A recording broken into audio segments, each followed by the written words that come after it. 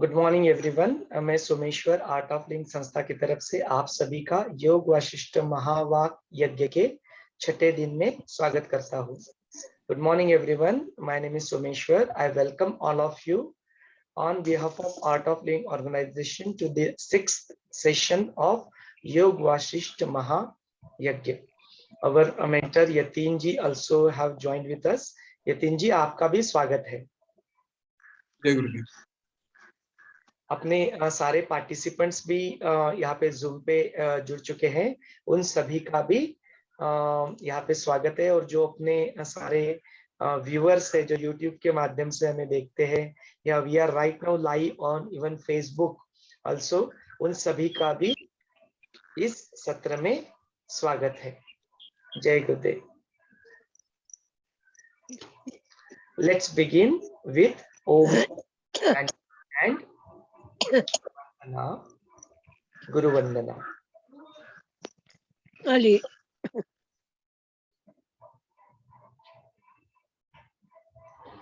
Let's us all close our eyes. आंखें बंद कर ले। एक साधारण सांस अंदर ले और छोड़ दे। एक गहरी लंबी सांस अंदर ले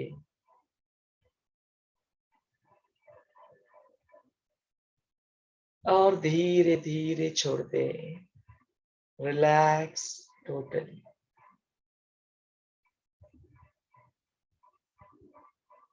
तीन बार ओमकार का उच्चारण करते हैं।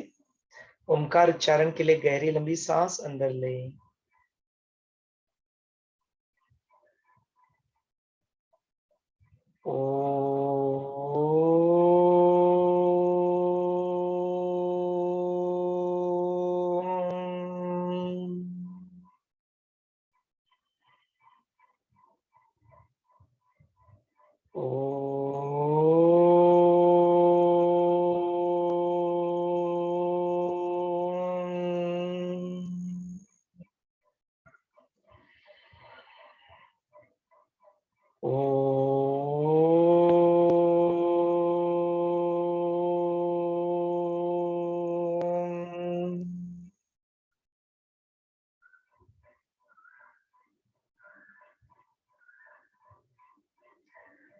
गुरुर्ब्रह्मा गुरुर्विष्णु गुरुर्देवो महेश्वरा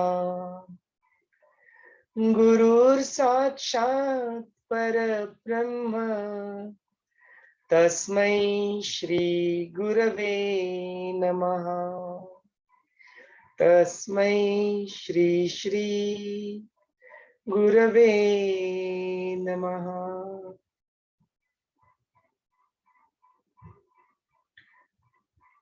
गुरुदेव को आवाहन करते हुए मन में प्रार्थना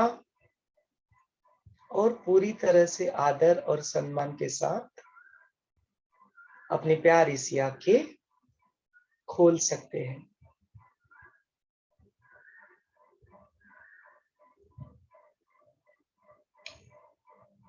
जय गुरुदेव। थोड़ा सा रिकैप कर लेते हैं कि अब तक हमने क्या क्या देखा। तो जो अपना योग वशिष्ठ का जो बुक है, उसके इंडेक्स पे अगर हम लोग जाते हैं एंड देखते हैं, तो जो वैराग्य प्रकरण था, और वैराग्य प्रकरण करीब करीब हम लोग ऑलरेडी कंप्लीट कर चुके हैं। सो सेकंड चैप्टर का शुरुआत कल हुआ था मुमुक्ष व्यवहार प्रकरण। That's the second chapter, and then there were sub 6 chapters in the first chapter, sub portions, and in Mumuksha Vyavahar Prakaran, they from 7th till 11th there are sub topics. So the 7th topic, subtopic of the second chapter is about Vishwamitranchi Vashishtana Vinanti, and that is where हम लोगों ने शुकदेव का जो कथा था, who travels in the entire Mithila Nagari, and despite of having all the attractions, he does not deviate from there. And that story and the meaning behind that story we have understood. Then the next subtopic starts with the prayatna आणि दैव यांचे एक. Means the one which we keep on hearing is about, oh, the things happen, everything is decided, the things happens according to our luck and all that. तो उसको दैव कहा गया है. And the prayatna are your efforts, your पुरुषार्थ. इसके बारे में यहाँ पे चर्चा होती है. So इसके बारे में और जानेंगे यतिन जी के पास से. यतिन जी, over to you.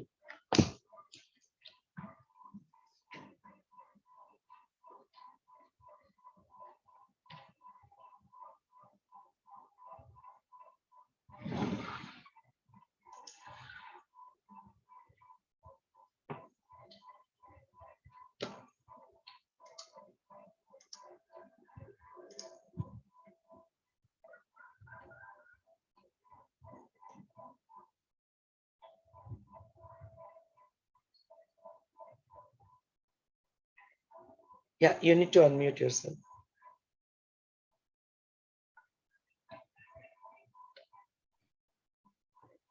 जय गुरुदेव। तो आज हम शुरू करते हैं जो मुमुक्ष व्यवहार प्रकरण है, उसमें आज देखेंगे कि मुमुक्षु का व्यवहार कैसे होता है। और इसी चैप्टर में, इसी प्रकरण में वशिष्ठ जी बताते हैं कि उन्हें ये ज्ञान कहाँ से मिला, इस ज्ञान की शुरुआत कहाँ से हुई, क्यों आया ये ज्ञान, फिर ये आगे उसका प्रोग्रेस कैसे हुआ, ये जो वशिष्ठ महारामायण बता रहे हैं। उसके बाद यह ज्ञान यूं कहेंगे कि किस तरह से सुनना चाहिए, जब यह ज्ञान सुन रहे हैं तो इसके सुनते समय क्या क्या प्रश्न, किस तरह से प्रश्न पूछे जाने चाहिए। उसके बाद कौन इसके योग्य है, इसमें प्रयत्नों के बारे में बताया गया है, प्रयत्न किस तरह से करने चाहिए, और फिर प्रयत्न करते समय जो कुछ टिप्स है उसके बारे में वो भी उन्होंने बताई। तो हम आज ये सारा ज्ञान यहाँ पे इस दिशा से सुनते हैं। वशिष्ठ ऋषि जब ये सब बताना शुरू करते हैं तो सबसे पहले उन्होंने कहा, हमने जैसे देखा श्री राम जी से कहा कि श्री राम जी, कोई भी चीज प्राप्त करनी है, कोई भी ज्ञान प्राप्त करना है तो उसके लिए स्वयं प्रयत्न आवश्यक है। प्रयत्नों के बिना तो कुछ नहीं प्राप्त हो सकता। अभी इन प्रयत्नों के बारे में वशिष्ठ ऋषि ने जब मुझे एक मिनट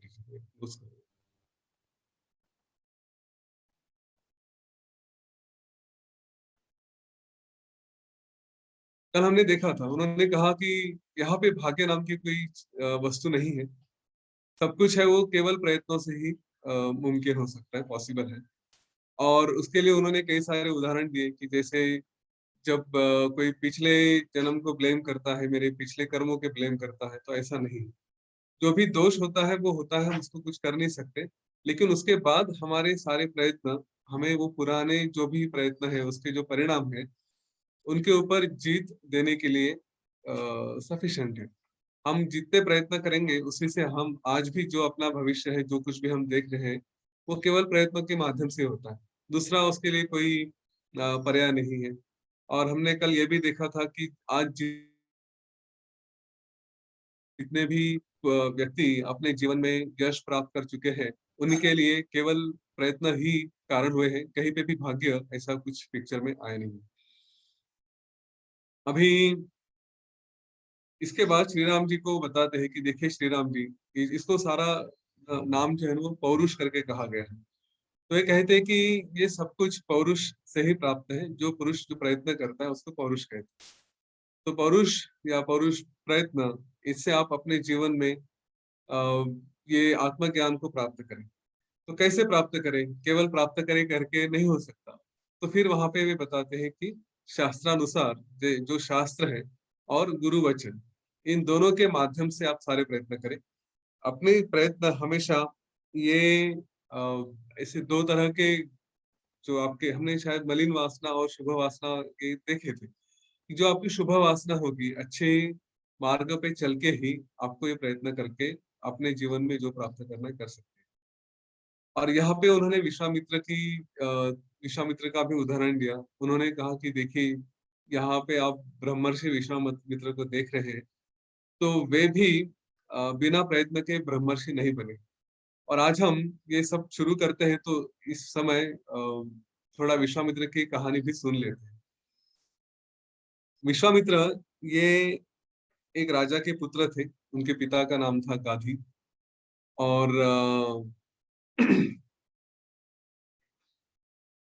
गाधी पुत्र होने के बाद वे राजा बने। और एक बार फिर राजा बनते थे तो कहीं जैसे जंगल में जाते शिकार को वगैरह ऐसे गए, तो उन्होंने वहां पे वशिष्ठ ऋषि का आश्रम देखा। वशिष्ठ ऋषि का आश्रम देखने के बाद उन्होंने वहां पे गए, उनके दर्शन किए।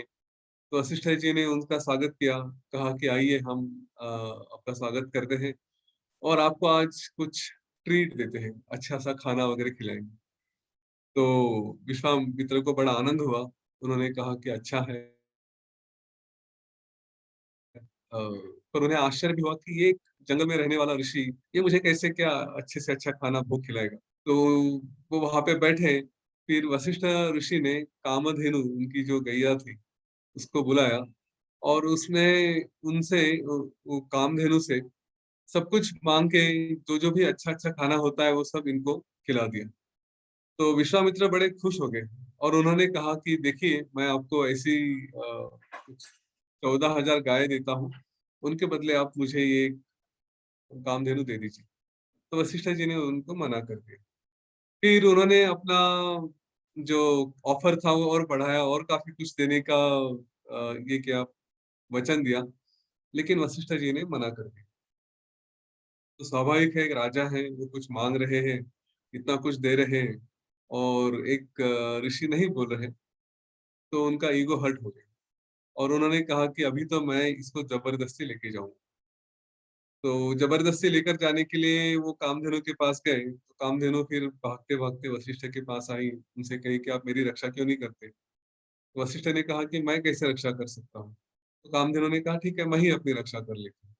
और फिर कामधेनु ने कई सारे सैनिक अलग अलग अपने आप से वहां पे पैदा किए और उन्होंने विश्वामित्र की सेना को हरा दिया। विश्वामित्र की सेना हारने के बाद विश्वामित्र को और क्रोध आया। फिर उन्हें समझा कि वशिष्ठ को अगर हराना है तो मुझे तप करना पड़ेगा, उनके जैसा ऋषि बनना पड़ेगा। तो उन्होंने अपना सारा राज्य अपने पुत्र को दे दिया और तप करना शुरू कर दिया। तो काफी तप करने के बाद उनको शिव जी प्रसन्न हुए। फिर शिव जी से उन्होंने सारे अस्त्र शस्त्र मांग लिए और वापस आए वशिष्ठ के पास। उनका उनको जो क्या कहते हैं, उनकी जो कुटी थी, जो आश्रम था, उसको जला दिया ऐसे ही। और फिर वशिष्ठ से युद्ध करना शुरू कर दिया। सारे अस्त्रों का उपयोग करने के बाद भी वशिष्ठ ऋषि के ऊपर उसका कोई परिणाम नहीं हुआ। तो ये फिर विश्वामित्र को और भी हर्ट हुआ कि अरे, मैंने इतनी तपस्या की, मेरे पास सारे शस्त्र है, ब्रह्मास्त्र भी है, और इनका इस ऋषि के ऊपर कोई परिणाम नहीं हो रहा है। उन्हें बड़ा आश्चर्य हुआ। तो उन्होंने सोचा कि नहीं, अभी तो मैं इनके बराबर का ही होके आऊंगा। इसलिए उन्होंने फिर से प्रयत्न शुरू किए, फिर तपस्या की। और बहुत तप करने के बाद उन्हें फिर से ब्रह्मा जी प्रसन्न हुए और कहे कि चलो मैं आपको राजर्षि की पद देता हूँ। राज ऋषि, हाँ, इसलिए राजर्षि कहते हैं। तो आप राजा भी हो और ऋषि भी हो। यह सुनने के बाद उन्हें लगा बस इतना ही, मुझे तो विश्वामित्र वशिष्ठ तो सुना है ब्रह्मर्षि है, तो मुझे वो होना है। तो उनका समाधान वहां से नहीं हुआ, उन्होंने और तप करना शुरू कर दिया। जब अब और तप करना शुरू किए तो फिर सारे देवतागण थोड़े चिंता में पड़ गए कि अगर ऐसा कुछ हुआ, ये पता नहीं क्या क्या कर सकते हैं। और बीच में कुछ कुछ कहानियां हैं विश्वामित्र की कि जो उन्होंने देवताओं से भी संघर्ष किया और अपनी सृष्टि भी निर्माण करने की कोशिश की, सब कुछ है। हम उसमें उसमें नहीं जाएंगे, हम जरा इनका जो फोकस था ब्रह्मर्षि बनने का, वो स्टोरी, वो लाइन पकड़ते हैं। फिर जब उनका तप बढ़ने लगा तो देवताओं को थोड़ा लगा कि नहीं, कुछ तो विघ्न डालना चाहिए। फिर हमने जैसे सुना है, उन्होंने मेनका को भेज दिया। और एक दिन विश्वामित्र ने मेनका को देखा, उसके ऊपर वो आकर्षित हो गए और फिर उससे ब्याह रचा, उसकी शादी कर ली। और ब्याह रचने के फिर कुछ दिनों बाद उनको एक सुंदर सी पुत्री हुई, उसका नाम था शकुंतला, आप शायद सभी जानते होंगे। और फिर कुछ दिन संसार चलने के बाद विश्वामित्र के समझ में आ गया कि ये मेनका तो मेरा तप भंग करने के लिए आई थी। तो उन्होंने मेनका को कहा कि अभी तुम चली जाओ स्वर्ग में, अब मैं फिर से तपस्या करूंगा। आप प्रयत्न देखिए, एक बार, दो बार, तीन बार, जब तक एक ठान लिया है ना, छोड़ नहीं रहे। कितने बार उनको फेलियर आते जाएंगे। उसके बाद फिर उन्होंने और तप करना आरंभ किया। और इस बीच में फिर वे जैसे जैसे उनको शक्ति प्राप्त होती थी, वैसे वैसे वे वशिष्ठ से आ जाते थे लड़ने के लिए या कुछ होते थे। तो इस बीच में उन्होंने कभी विश्वामित्र के पुत्र वशिष्ठ के पुत्रों का वध कर दिया, उनको मार दिया। वशिष्ठ चाहते तो उनको शाप दे सकते थे, लेकिन उन्होंने सोचा कि ऐसा नहीं करना चाहिए, मैं तपस्वी हूँ। और अगर तपस्वी हूँ तो मुझे किसी को शाप देना, किसी के तरफ क्रोध के बोल कहना, ये उचित नहीं है। फिर उनको ब्रह्मा प्रसन्न प्रसन्न हुए और उन्हें महर्षि की पदवी दे दी। तो वे कहे कि महर्षि नहीं चाहिए, मुझे ब्रह्मर्षि बनना है। और ऐसा करके उन्होंने फिर से अपना तप आरंभ किया। तब आरंभ करते करते करते करते जब शुरू हुआ तो फिर से देवताओं को लगा कि नहीं, इनको फिर से कुछ बाधा डालनी चाहिए। तो इस समय उन्होंने रंभा को भेज दिया। और रंभा इतनी सुंदर, वो वहां पे आई। लेकिन जैसे ही विश्वामित्र ने उसको एक बार देखा और उनको उनके समझ में आ गया कि इसका उद्देश्य क्या है, तो उन्होंने रंभा को शाप दे दिया। देखिए, तपस्या काफी हद तक बढ़ चुकी थी, लेकिन ये सामने आ गए रंभा, तो गुस्सा हो गए कि ये क्या मुझ में बाधा डाल रही है। उसको शाप दे दिया कि तुम 10,000 साल तक एक पत्थर बन के रहो। ये होने के बाद उनको फिर से फ्रस्ट्रेशन आ गया, फिर से अपने आप पे गुस्सा हो गए कि मैंने ये क्या कर दिया। इतनी तपस्या की और सारी तपस्या का फल क्या हुआ, तो क्रोध में आकर किसी को शाप दे दिया। फिर उन्होंने लेकिन प्रयत्न नहीं छोड़े, वो कहे कि नहीं, अब मैं फिर से प्रयत्न करूंगा। और फिर से प्रयत्न शुरू कर दिए। और जब इतने प्रयत्न हो गए कि उनको ब्रह्मा जी प्रसन्न हुए और ब्रह्मा जी ने कहा कि मैं आपको अभी ब्रह्मर्षि कहता हूँ, आप ब्रह्मर्षि हो। फिर भी विश्वामित्र का समाधान नहीं हुआ। वो चाहते थे कि उन्हें ब्रह्मर्षि ये वशिष्ठ ऋषि माने, तब मानूंगा कि मैं ब्रह्मर्षि हूँ करके। तो वे गए वशिष्ठ के पास और उन्होंने कहा कि देखिए, मुझे ब्रह्मा जी ने ऐसा ऐसा कहा है। तो वशिष्ठ ने कहा कि आप महर्षि, आपका स्वागत है। तो ये सुन के उन्हें थोड़ा लगा कि अरे, ये तो मुझे अभी भी ब्रह्मर्षि नहीं मान रहे। फिर इतना सारा तप था उनका, उस तप के बाद उनको ये एक ज्ञान हुआ कि किसी का मानना और ये सब, मैं जो कोई प्रयत्न कर रहा हूँ, एक फल की अपेक्षा से प्रयत्न कर रहा हूँ। और कोई कहे नहीं कहे, मैं हूं तो हूँ, नहीं हूं तो नहीं हूँ, किसी के कहने से क्या फर्क पड़ेगा। और जब उनके अंदर ये ज्ञान जागृत हुआ कि अरे, मैं अननेसेसरी वो एक टाइटल, वो एक डिग्री के पीछे भाग रहा हूँ, उसकी जरूरत नहीं है, जो है सो है। तो उन्हें जब इस बात का पूरा अनुभव हुआ कि मैं किसी चीज के पीछे भाग रहा हूँ, फिर उनका सारा अहंकार, सारा जो एक फ्यूरिशनेस था, वो सब चला गया। और ये जब वशिष्ठ ऋषि के सामने समझ में आ गया कि हाँ, अभी इन्हें सच्चे ज्ञान की प्राप्ति हुई है, तब उन्होंने उनको कहा कि ब्रह्मर्षि, आपका स्वागत है। ठीक है, वहां पे उनको ब्रह्मर्षि कहा। देखिए, ये सारी कहानी हमको यही बताती है कि बार बार बार बार हम प्रयत्न करते हैं और उन सारे प्रयत्नों में कई बार अपयश आ जाता है। कभी हमारे ही क्या कहेंगे, हमारी ही वासना, हमारी ही हमारा ईगो, ये सारे पिक्चर में आते हैं, अहंकार पिक्चर में आता है। और फिर हम जो कुछ प्राप्त करना चाहते हैं, जिस मार्ग पे चल रहे हैं, वहां से ढल जाते हैं। पर इसका मतलब ये नहीं कि हमें इसे छोड़ देना चाहिए। ये कहानी हमें कुछ और भी बता रही है। वो ये कहानी ये बता रही है कि कई बार ये होता है ना, हम कोर्स करने के बाद अपने क्रिया वगैरह शुरू कर देते हैं और फिर कभी कभी ऐसा लगता है कि हमें कुछ फर्क ही नहीं पड़ा। कभी कभी ऐसा लगता है कि क्रिया तो की, एडवांस कोर्स भी किया, संयम भी कर लिया, सब कर रहे हैं, लेकिन फिर भी छोटी छोटी बातों पे कभी कभी गुस्सा हो जाते हैं।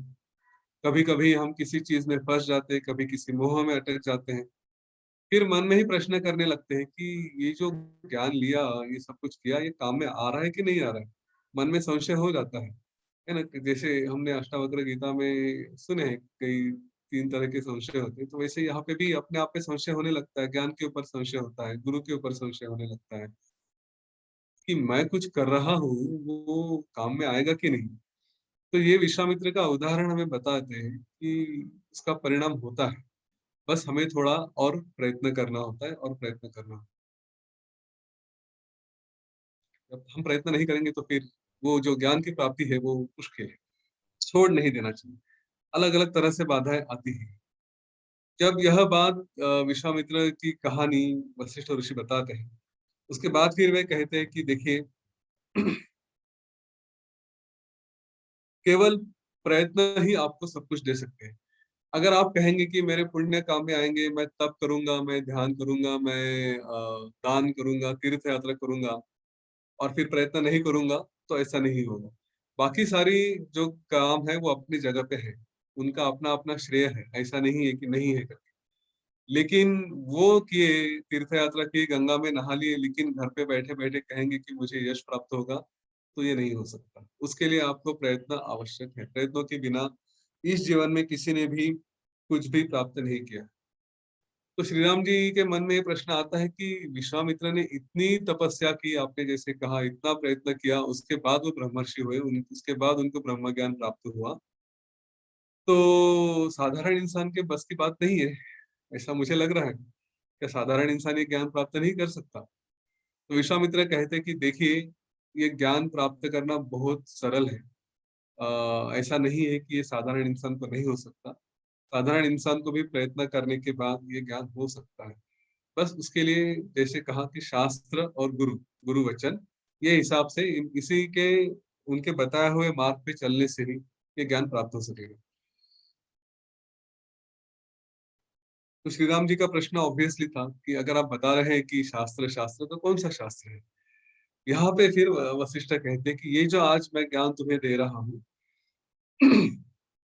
जिसको महारामायण कहा जाएगा, जिसको वशिष्ठ रामायण कहा जाएगा, जिसको मोक्षोपाय संहिता कहा जाएगा, ये ज्ञान आपको सारा मोक्ष का ज्ञान, मुक्ति का ज्ञान आपको दे देगा। यही आपको ब्रह्म ज्ञान देगा, यही आपको निर्वाण प्राप्त कराएगा। तो फिर कहते हैं कि ये ज्ञान कैसे सुनना चाहिए? तो ये ज्ञान सबके साथ सुनना चाहिए। जैसा आज हम सब लोग एक साथ बैठ के सुन रहे हैं, इस पे चर्चा कर रहे हैं, वही उसका योग्य मार्ग है। हाँ, आज तुम यहाँ पे सारी सभा में इन सारे विद्वान जनों के साथ बैठ के, इतने सारे विद्वान हैं उनके साथ बैठ के सुन रहे हो, तो यही उसका योग्य मार्ग है कि सबके साथ सुने, इस ज्ञान की प्राप्ति कर ले। फिर वे बताते हैं कि ये ज्ञान मुझे कैसे प्राप्त हुआ, इसका ओरिजिन कहाँ से। तो वशिष्ठ ऋषि कहते हैं कि देखिए, जब क्रिएशन की छोटी सी कहानी बताते हैं कि इसमें विष्णु जी आए, फिर उनके नाभि कमल से ब्रह्मा जी आए, और फिर ब्रह्मा जी ने अपने मार्ग से सृष्टि का निर्माण शुरू कर दिया। सृष्टि निर्माण करने के बाद उन्हें लगा कि यहाँ के लोग नेचुरली जब हम सब किए हैं, तो उनके जीवन में सुख होना चाहिए। सुख होने के लिए फिर उन्होंने विचार किया कि किस तरह से सुख लेके आए। तो पहले उन्होंने तप का मार्ग दिया, दान का मार्ग दिया, तीर्थ यात्रा का मार्ग दिया, और फिर सत्य का मार्ग दिया कि आप एक सत्य के मार्ग पे चले। ये सारा प्राप्त करने के बाद, ये सारा निर्माण करने के बाद भी लोगों के जीवन में दुख रहे। फिर ब्रह्मा जी ने विचार किया कि ये सब कुछ करने के बाद भी, इतने जो तप ध्यान सब कुछ दिया है, उसके बाद भी जीवन में दुख है लोगों के, तो कुछ और देना चाहिए। फिर उन्हें लगा कि ये सब मैंने जो दिया है, ये कोई एक ढंग से बताने वाला भी चाहिए कि जो इनके जीवन में अच्छे से ज्ञान लेकर आए, उन्हें सच पता है कि क्या किया जाए। और इसके बाद अ, उन्होंने अपने ही संकल्प से वशिष्ठ का निर्माण किया।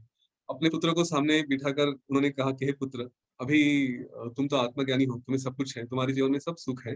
अभी मैं तुम्हें अज्ञानी बनाता हूँ, और अज्ञानी बनने के बाद फिर तुम्हें दुख का अनुभव होगा, और फिर हम जो दुख है उसके बाद मैं तुम्हें ज्ञानी बनाऊंगा। थोड़ी देर के लिए तुम्हें अज्ञान में मैं ढकेल देता हूँ। ऐसा कह के उन्होंने वशिष्ठ को अज्ञान में ढकेल दिया। और जैसे ही वशिष्ठ अज्ञानी हो गए तो उन्हें सारे दुखों का अनुभव होने लगा, बड़े दुख में रहे और फिर उन्होंने ब्रह्मा के पास जाके कहा कि ये आपने क्या कर दिया, इतने सारे दुख हैं, मुझे इससे बाहर निकालने का सही मार्ग बताइए। उसके बाद फिर ब्रह्मा ने उनको यह मोक्षोपाय संहिता, ये ब्रह्म ज्ञान उनको दिया और फिर कहा कि देखिए, ये ज्ञान की प्राप्ति आपको हुई है, अभी आप ज्ञानी हुए हो, लेकिन यह ज्ञान आपको सिर्फ अपने पास नहीं रखना। खास करके उन्होंने भारतवर्ष के बारे में कहा कि ये जो जम्बूद्वीप में भारतवर्ष है, यहाँ पे तुम रहो, यहाँ के लोगों को सन्मार्ग दिखाओ, उनके पास इस ज्ञान को आप बांटते रहो और जब तक यह मानव जात है तब तक आप यहाँ पे रहेंगे और इन लोगों को ज्ञान देते रहेंगे। वशिष्ठ ऋषि ने तब से ये प्रण किया था कि मैं इस सृष्टि में, जब तक यह सृष्टि है, जब तक मानव जात है, तब तक मैं इन सभी को लोगों को यह ज्ञान देते रहूंगा। फिर उन्होंने अपना कार्य आरंभ किया, सब लोगों को ज्ञान देते रहे। धीरे धीरे धीरे धीरे ये जैसे सृष्टि मानव जात डेवलप होती गई तो वहां पे फिर राजा और वो परंपरा चली, तो फिर राजाओं को ज्ञान देना शुरू किया। धीरे धीरे सारे राजा जो थे वो अपने एक दूसरे के ऊपर चढ़ाई में, आक्रमण करने में, अपना राज बढ़ाने में उलझ गए और फिर उसका परिणाम ये था कि उनका जो असली सुख था उससे ध्यान बढ़ गया। फिर यह ज्ञान खास करके राजाओं के लिए दिया गया, इसलिए उसको फिर राज विद्या भी कहने लगे। और फिर वशिष्ठ ऋषि कहते कि श्री राम जी, आज आप मेरे सामने हो, एक राजा के पुत्र, आगे होने वाले राजा, तो आपको भी ये ज्ञान वो हिसाब से देना चाहिए।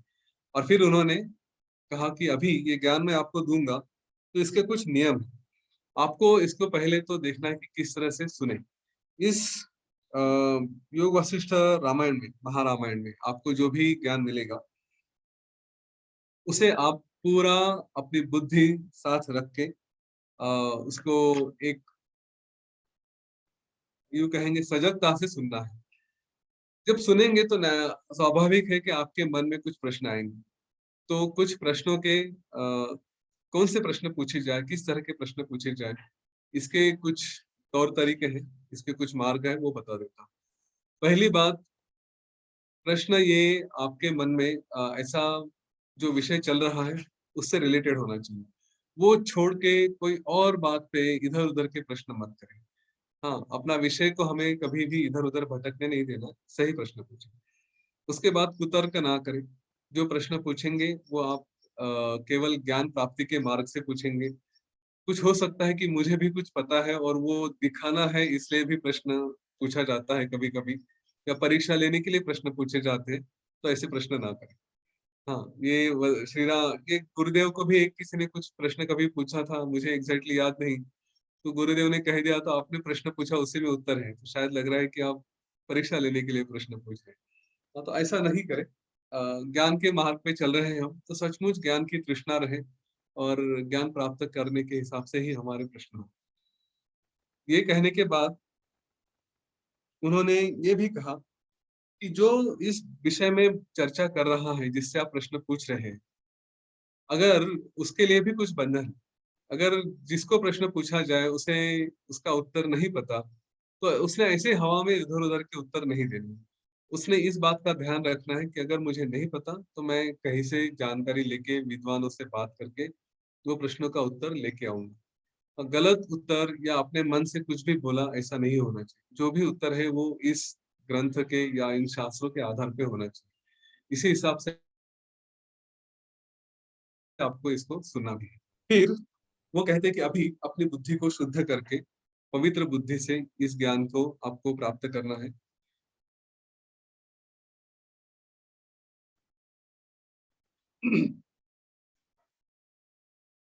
जिसकी बुद्धि शुद्ध है वही इसी ज्ञान को प्राप्त कर सकती है, जिसकी बुद्धि शुद्ध नहीं है वो इस ज्ञान को प्राप्त नहीं कर सकती। जो अज्ञानी है वो हमेशा दुख में रहेगा, और इसलिए इस ज्ञान को प्राप्त करते समय अपनी बुद्धि को जरा शुद्ध रखने का प्रयत्न करें। कैसा शुद्ध रखें, तो हम जब समझते हैं कि हम साधना करते हैं, अपने मार्ग पे चलते हैं, हाँ, उसमें यहाँ पे ग्रंथों में तो नहीं कहा गया है, लेकिन मैंने जैसे कई जगह सुना है, और यही एक हमारे हैप्पीनेस कोर्स का भी पॉइंट होता है। हैप्पीनेस कोर्स भी थोड़ा योग वशिष्ठों की पकड़ के चलता है। तो हमें शुरू में ही पहले दिन ही बताया जाता है कि थोड़ा आचार विचार आहार इसके ऊपर नियंत्रण रखना चाहिए। तो हमें भी देखे कि जब ये सब हम सुन रहे हैं, हमारी बुद्धि कलुषित ना हो, दूषित ना हो, इसके लिए थोड़ा हमारा आहार, हम जो खाना खाते हैं, जो विचार करते हैं, जिस वातावरण में रहते हैं, उसको भी जहां तक हो सके शुद्ध रखें। वो रहेगा तो फिर हमारी बुद्धि शुद्ध रहेगी, और बुद्धि शुद्ध रहेगी तो हम इस ज्ञान को प्राप्त कर सकेंगे। कुबुद्धि से ज्ञान को प्राप्त नहीं किया जा सकता। और यहाँ पे विश्वामित्र ऋषि, वशिष्ठ ऋषि बताते हैं कि जिनकी बुद्धि अच्छी नहीं होती, जो इस बात पे विश्वास ही नहीं रखते कि हम ये जो ज्ञान है इसमें सचमुच कुछ शक्ति है, ये कुछ हमें दे सकती है, तो उन्हें तो जीवन में अपने सफरिंग है ही। यहाँ पे मैं एक छोटा सा विषयांतर करना चाहूंगा। अच्छी बुद्धि होना, जिसके पास विवेक है, या अपने विवेक को जागरूक करना, ये बहुत आवश्यक है। इस ज्ञान में ये ना थोड़ा मुर्गी पहले की अंडा पहला इस तरह का विषय आता है कि शुद्ध बुद्धि हो तो ये ज्ञान प्राप्त होगा, लेकिन अगर शुद्ध बुद्धि नहीं हो तो इस ज्ञान के पास आएंगे नहीं। और ज्ञान कहता है, योग वशिष्ठ कहते हैं कि आप इसको पढ़ेंगे तो आपकी बुद्धि शुद्ध हो जाएगी। तो फिर ये प्रश्न आएगा कि अरे इसमें जाओ कि नहीं जाओ, क्योंकि बुद्धि शुद्ध नहीं है तो कैसे पढ़ूं, और बुद्धि शुद्ध नहीं है तो पढ़ने का ज्ञान नहीं होगा, और जब तक पढ़ते नहीं तब तक बुद्धि शुद्ध नहीं होगी, तो इसको कैसे किया जाए? तो इसीलिए ना हमारे जीवन में बचपन से कुछ कुछ संस्कार हमारे साथ होने आवश्यक है, और हमारी एक माता पिता की जिम्मेदारी भी होती है कि हम अपने बच्चों के भी ऊपर कुछ संस्कार करें। ठीक है। टिपिकल जीवन का जो पाथ होता है, बचपन से हम कुछ शाम को भगवान के सामने बैठते हैं, कुछ स्तोत्र कहते हैं। ठीक है, तो उस वक्त तो हमारी बुद्धि, जो बचपना होता है उस वक्त तो नेचुरली शुद्ध होती है, तो संस्कार हमारे ऊपर आना शुरू होते हैं, और वो बुद्धि धीरे धीरे डेवलप होती है। फिर कभी हम मंदिर में जाते हैं, घर में कुछ पूजा पाठ होते हैं, कर्म कांड होते हैं, हमें संध्या वंदन सिखाया जाता है। एक जमाने में संध्या वंदन ये सिर्फ ब्राह्मणों के लिए था। गुरुदेव की कृपा है, असीम कृपा है कि उन्होंने सबके लिए वो लेकर आए। उन्होंने कहा कि किसी जाति पाति का है नहीं, तो संध्या वंदन भी सिखाया जाता है। तो उसके माध्यम से हमारे जीवन में मंत्र आते हैं, मंत्रोच्चार सीखते हैं, स्तोत्र सीखते हैं। उसका परिणाम होता है कि धीरे धीरे धीरे धीरे मंत्रों की शक्ति बहुत, वो हमारे ऊपर अंदर से इस तरह के संस्कार करने लगते हैं कि हमारे मन और हमारे बुद्धि पे उसका अच्छा परिणाम होता है। फिर एक तृष्णा बढ़ने लगती है कि चलो और ज्ञान प्राप्त करें, और ज्ञान प्राप्त करें। तो इस तरह से जीवन धीरे धीरे धीरे धीरे सन्मार्ग पे चलने लगता है, और ये जर्नी यहाँ पे नहीं रुकता। यह योग वशिष्ठ में आगे भी कहा गया है, उसके उसके बारे में मैं कहूंगा, लेकिन आज फिर से बता देना चाहता हूँ। और ये भगवत गीता में भी कहा गया है कि हमने एक बार जीवन में इस राह पे चले, और ये गुरुदेव ने भी कहा है, एडवांस कोर्स खत्म होते होते उन्होंने ये भी बात कही, एक बार इस मार्ग पे चले ना, अध्यात्म के मार्ग पे, तो यहाँ से आदमी ढलता नहीं। हो सकता है जीवन में कभी कभी गलतियां हो जाए, कुछ कुछ हम मिस्टेक्स करें, थोड़ा पीछे भी हट जाए, लेकिन ये ज्ञान ऐसा है कि एक बार इस पे चले तो आप आगे ही रहेंगे। गुरुदेव के वाक्य है कि 10 कदम आगे जाने के बाद हो सकता है 8 कदम पीछे आ जाए, लेकिन आप फिर भी 2 कदम आगे ही रहेंगे। तो ये मार्ग पे चलने के बाद आज जो होता है, उसके बाद अगला जन्म जब आएगा तो उसमें फिर से हम ऐसे वातावरण में आते हैं, ये बाद में कहा गया है कि जहाँ पे यह ज्ञान हमारे पास आएगा, हाँ, हम ऐसे वातावरण में आएंगे कि जहाँ पे हमें उस घर में अच्छे संस्कार मिलेंगे, उस घर में इस ज्ञान की प्राप्ति होगी। हमारे लिए उसके लिए जो भी साधन लगेंगे, पैसा रहे चाहे वातावरण रहे, जो भी है उसमें प्राप्त होते, उसमें हम आगे चले जाते हैं। यहाँ पे एक सेकंड रुकिए, थोड़ा विचार करिए। जब योग वशिष्ठ जैसा ज्ञान हमारे पास पहुंच रहा है, तो हमारे कितने पुण्य है कि हम यहाँ पे आज बैठे हैं, आज इसको हम देख रहे हैं, सुन रहे हैं, और पढ़ भी रहे। जो भी पढ़ रहे हैं पढ़ेंगे, आज नहीं पढ़ रहे कल जाके पढ़ेंगे।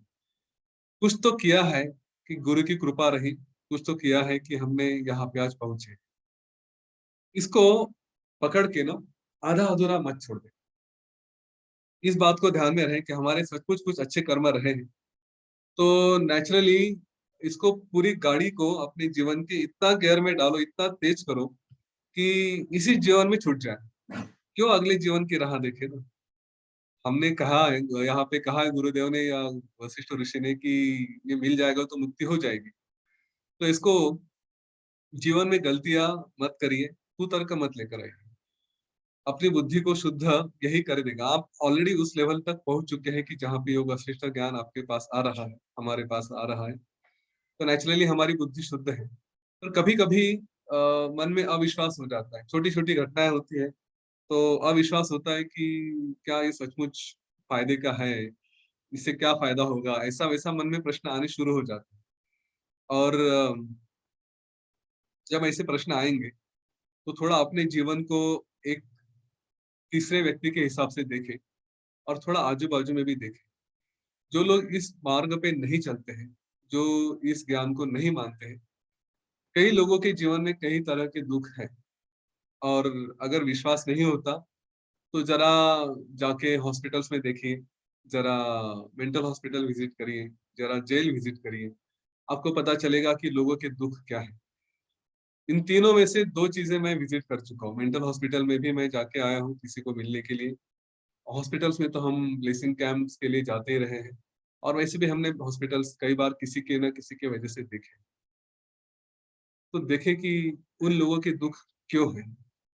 रास्ते पे हम जो किसी को भीख मांगते हुए देखते हैं, किसी को बड़ी दुखी अवस्था में देखते हैं, तो ये प्रश्न मन में आना चाहिए कि ये क्यों है वहां पे, क्या कारण है कि इनको ये अवस्था प्राप्त हो। हर हर इस स्थिति के लिए कहीं ना कहीं अपने ही कर्म कारण होते हैं। सबसे बड़ा कर्म वही होता है कि हमने गुरु आज्ञा का पालन नहीं किया, हमने शास्त्रों का पालन नहीं किया।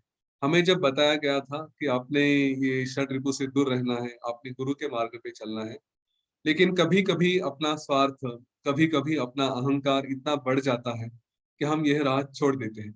छोटी छोटी बातें होती है, सास बहू की होगी, भाई बहन की होगी, माता पिता की होगी, हाँ शेयर करने के लिए या किसी चीज से उसने ऐसा कहा इसलिए मैं वैसा करूंगा, इस तरह की भावना पकड़ के हम बैठ जाते हैं। मैंने मेरे सामने ऐसे कई सारे केसेस आते हैं, और जब उनको कहता हूँ कि सिंपल सा उत्तर है, आपके गुरु क्या कहेंगे इस बारे में, आपका शास्त्र क्या कहता है, तो कहते हैं कि शास्त्र अपनी जगह है, व्यवहार अपनी जगह है। मुझे समझ में नहीं आता व्यवहार अपनी जगह कैसे हो सकता है। व्यवहार तो आपको सीधा बताता है कि व्यवहार में अगर आपको यशस्वी होना है, आपको अगर आगे बढ़ना है, तो उसका एक ही मार्ग है, वो है गुरु वचन। ये योग वशिष्ठ आप जब पढ़ने शुरू करेंगे, आगे आगे जब जाएंगे, तब ये भावना इतनी क्लियर हो जाएगी, पिक्चर इतना क्लियर हो जाएगा कि मन में कोई संशय ही नहीं रहेगा। क्योंकि जिस व्यक्ति को हम पकड़ के अपने मन में गुस्सा लेके बैठे हैं, या फिर हम किसी को लेकर उसके साथ जो व्यवहार करते हैं उसमें हम गुरु मार्ग से न चलते हुए गलत मार्ग से जाते हैं, अपना अहंकार लेकर आते हैं, वो भावना बाद में ऐसी होगी कि ये भी कभी ना कभी मिट्टी होने वाला है, मैं भी कभी ना कभी मिट्टी होने वाला हूँ। तो ये सब कुछ जो देख रहा हूँ, इसमें इतना उलझा हूँ, ये कोई अर्थ नहीं रखता। मुझे प्योरली मैं कहूंगा स्वार्थी ही होना है, अपने आप पे इतना फोकस रखना है कि हर क्षण कोई आजू बाजू रहे ना रहे, मैं आनंद में ही रहूंगा। और जीवन का सारा गोल वही है, मैं जो कुछ भी प्राप्त करना चाहता हूँ उसका उद्देश्य आनंद ही है।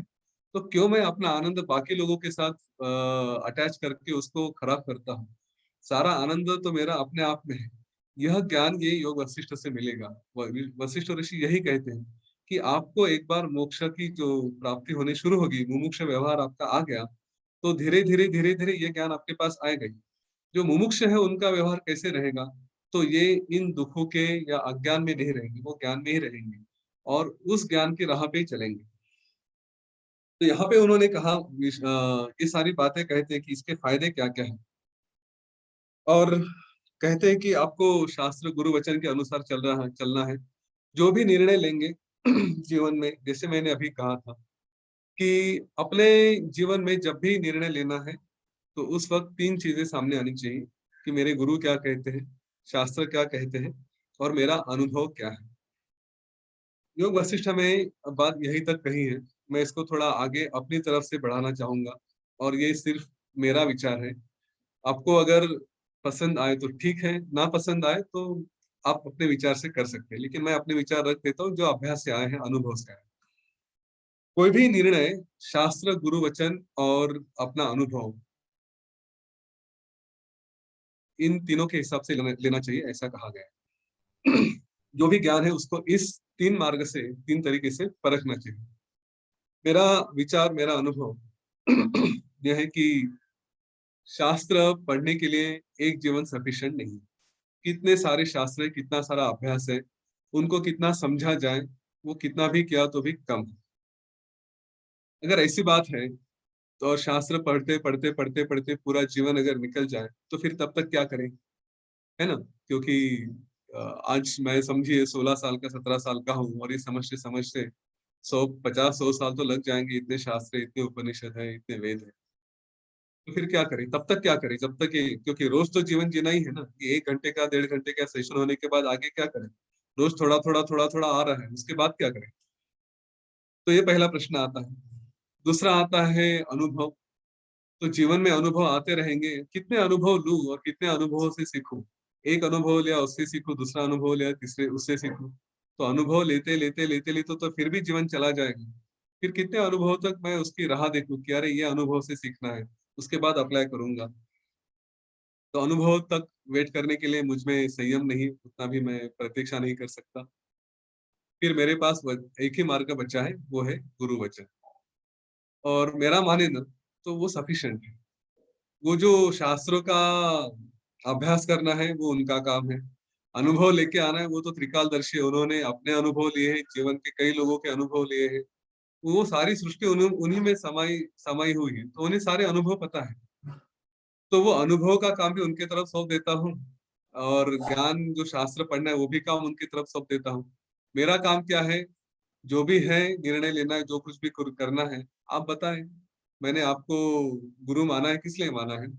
ये सारा काम आपका है, आप जो बताएंगे वही मैं करूंगा, उसके सिवा मैं कुछ और नहीं करूंगा।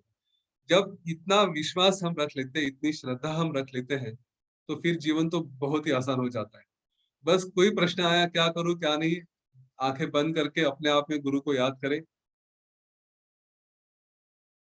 कि हाँ क्या करना है, वो जो बताएंगे वो करेंगे, और उसका उत्तर मिल ही जाता है। गुरु वचन अगर आपने प्रमाण मान लिया, तो आपके जीवन में और किसी प्रमाण की आवश्यकता ही नहीं, कोई प्रूफ मांगने की जरूरत ही नहीं। उन्होंने कहा ये करो तो करो, ज्यादा दिमाग नहीं लगाओ। ये मैं अपना हमेशा विचार रखता हूँ, और उसी मार्ग पे चलना ये आपके लिए आसान रहेगा। अभ्यास करते रहिए, अभ्यास नहीं करना ऐसा नहीं है, लेकिन ये धीरे धीरे धीरे धीरे पहले गुरु को पकड़ ले, धीरे धीरे धीरे धीरे बाकी बातें आप हमारे इसमें आती जाएगी। फिर वो अनुभव और ये एक दूसरे को बाद में जोड़ते जाएंगे। लेकिन शुरुआत करनी है ना, तो शुरुआत ये गुरु वचन से करें। इसलिए हमें जो कोर्स में सिखाया जाता है, जो 5 पॉइंट्स दिए हैं, और जो भी बाकी नॉलेज है सुदर्शन क्रिया करने के लिए कहा गया, वो हम करते रहे, जीवन अपने आप सुधरते रहेगा, बाकी ज्ञान तो आते ही रहेगा। यहाँ तक वशिष्ठ ऋषि ने कहा है अज्ञान के बारे में कि अज्ञानी बनना ये सबसे बड़ा, ये कहेंगे सबसे बड़ा पाप है, सबसे बड़ी अगर बदकिस्मती है, कम नसीबी है, तो वो है अज्ञान। ज्ञान, उन्होंने यहाँ तक कहा कि एक वक्त मैं कटोरी लेके चांडालों की बस्ती में भीख मांगना पसंद करूंगा, हाँ, लेकिन अज्ञानी रहना नहीं चाहिए।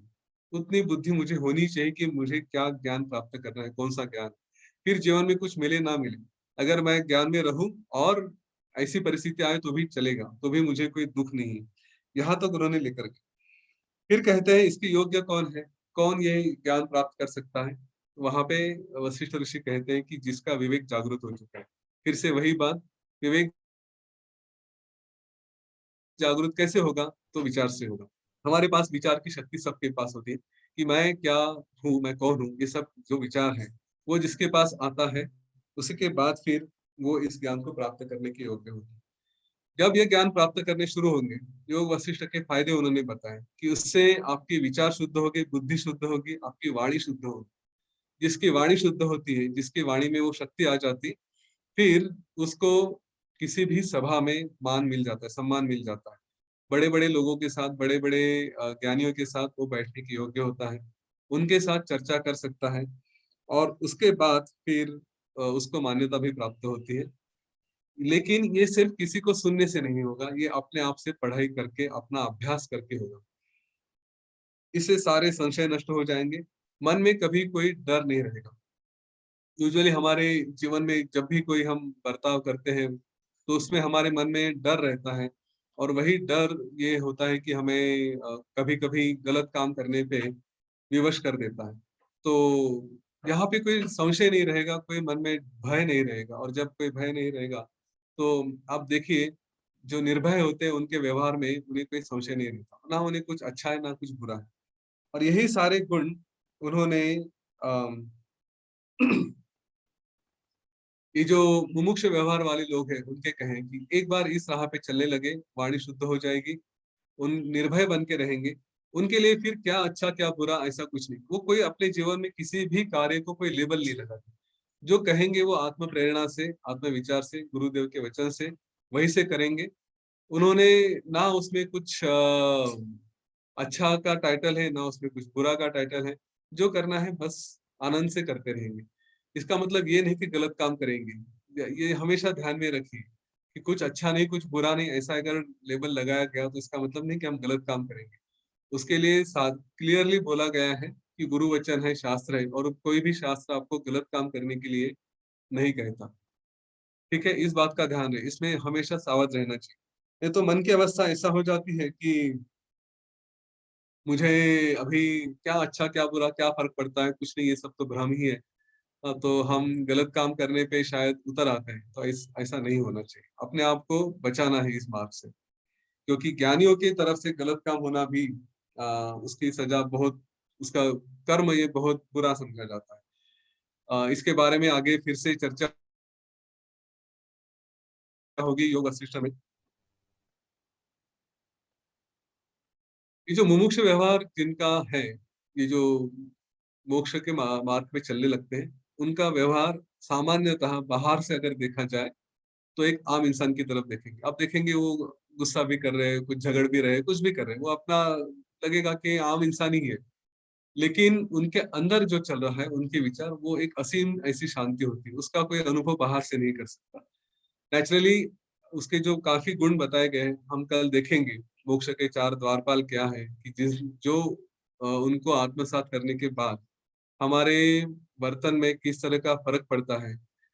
उन मोक्ष जो ज्ञानी है उनके संबंध में आने के बाद कैसे प्राणी भी शांत हो जाते हैं, कैसे उनके सामने जाते ही हमारा किसी का जो क्रोध है वो भी शांत हो जाता है। उनको देख के कैसे प्रसन्नता होती है, उनके साथ रहने से किस तरह का आनंद प्राप्त होता है, ये सारा हम कल देखेंगे। लेकिन उसके लक्षण आज बताए गए हैं, और ये हमें आज हमने जो किया प्रयत्नों के बारे में, इस ज्ञान के बारे में, संत के बारे में, इसका एक छोटा सा एप्लीकेशन आज डिस्कस कर लेते हैं, और फिर उसके बाद हम रुकेंगे। ये सारी बातें जो कही गई हैं सिर्फ आत्मज्ञान और शास्त्र के बारे में नहीं है। थोड़ा इसका एप्लीकेशन हमारे जीवन में हमें जो भी प्राप्त करना है वहां पे भी देखें। आप कुछ भी करें, आपको एक मेंटर की, एक गुरु की आवश्यकता होती ही है। चाहे आप बिजनेस कर रहे हो, चाहे आप पढ़ाई कर रहे हो, चाहे आप कोई गोल प्राप्त करना चाहते हो, उसमें उद्दिष्ट प्राप्ति के लिए आपको एक गुरु की आवश्यकता है ही। दूसरी, शास्त्रों के अनुसार ही जाना चाहिए। तो कौन सी शास्त्र है वो भी आपको गुरु ही बताएगा, हाँ, कि ये शास्त्र का अभ्यास करो। अपने मन से अगर आप किताबें इधर उधर ढूंढने के प्रयत्न करेंगे तो नेचुरली आप थोड़ा भटक सकते हैं। इसलिए गुरु के पास जाएं, वे जो शास्त्र बताए उसका अभ्यास करें। हमें गुरुदेव ने कई सारे शास्त्र बताए हैं, और उन्होंने बार बार योग वशिष्ठ का भी कहा है कि योग वशिष्ठ पढ़िए। तो नेचुरली हम उसके मार्ग पे चल रहे हैं, बाकी शास्त्रों का भी आप अभ्यास कर सकते हैं। और तीसरा है कि अनुभव के हिसाब से जाए। हाँ, ये अनुभव हमें जो भी जैसे भी आएंगे वो हमें लेने ही है। लेकिन जैसे कहा कि गुरुदेव के अनुभव, गुरु के अनुभव हमारे लिए काम में आते हैं, वो बताएंगे उस रास्ते, क्योंकि उन्होंने ऑलरेडी अनुभव ले चुके हैं। आपके बिजनेस में आप किसी को मेंटर बना रहे हैं तो आपको डेफिनेटली अच्छे से गाइड कर सकते हैं, इस बात का ध्यान है।